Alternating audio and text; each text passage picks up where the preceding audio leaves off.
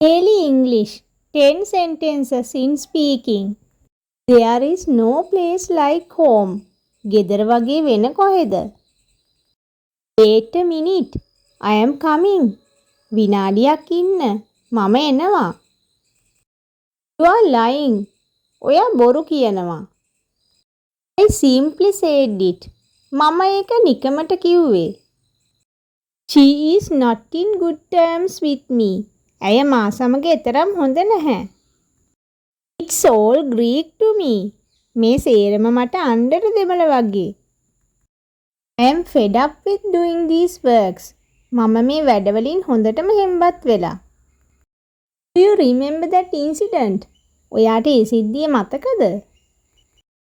I have a dim memory about it. ඒ ගැන මට යන්තම් මතකයක් තියෙනවා. It is the plain truth. ඒක තමයි සරල සත්‍යය. The struggle you are in today is developing the strength you need for tomorrow. I invite you to subscribe my channel, then you can get many videos like this. So, have a nice day.